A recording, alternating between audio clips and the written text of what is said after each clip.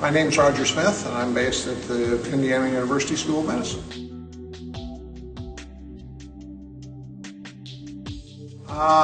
My father was an OB/GYN, and so medicine was something that he never pushed, but was an option, I think, from very early on. When I got to medical school and was time to think about specialties or further training, I was undecided between general surgery and OB/GYN. And it was about the last year that internship and residency was still separated from each other. So I took a general surgery internship, figuring either direction I went, it would be a reasonable training. And when I finished that up and still had to decide between the two, the opportunity to get involved early in ultrasonography presented itself in the OB/GYN field, and being a nerd and interested in technologies and so forth, that sold me. So I had an opportunity to learn ultrasound at the very beginning and actually brought it back to Northwestern as a resident to help get it started.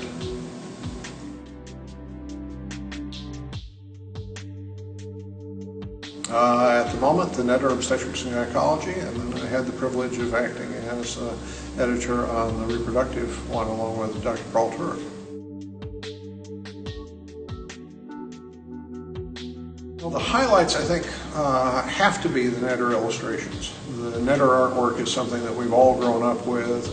It is iconic. It has achieved the status of Kleenex and Xerox that it almost defines medical illustration for generations of physicians now who have grown up with and have fallen in love with the art that was available. And so I think that really, more than anything else, defines those two products.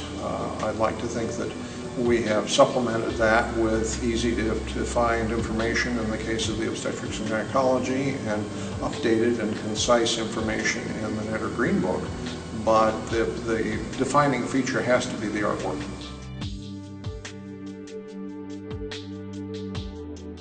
I went to Northwestern Med School, and my parents drove me up to Chicago and dropped me off in the dorm, and before they left we wandered around the medical school bookstore. And the Netter books were there, and my dad recognized them and said, "Oh, you need to have these." And so really it was a Netter book that was the very first medical textbook that I ever owned.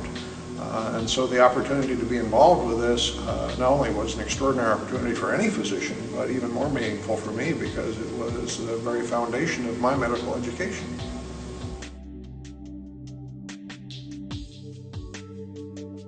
I think the driving force for the two is slightly different. For the Obstetrics and Gynecology volume, hopefully you would go to it as a quick reference, a way to update your knowledge in a particular topic if you had a patient that was involved and so forth. In the Netter Green Book, I think probably people use it more as a primary resource to go back and read about structures and functions. It is often a place that you would be more likely to read casually than a book that's designed to look up and be a resource book driven by a specific need. So I think they fill slightly different niches.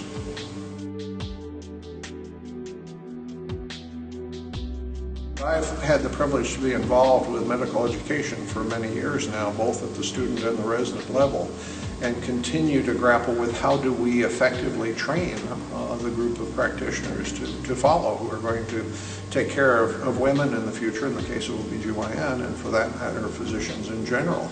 And we know that in communications, in lectures and so forth, 90% of what's retained is the visual. When you think about the verbal or the written, it's the visual that tends to be retained by people. We are inherently visual learners. And so the connection to the artwork, the ability to integrate the artwork into the information and help to cement the information in the learner's mind, I think has been a great opportunity as a way to deliver a product that can truly enhance the process of learning.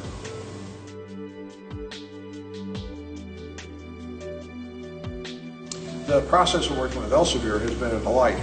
I must say that at every stage there's been support, there's been guidance, they've been responsive when I've had questions and so forth. I couldn't have asked for more.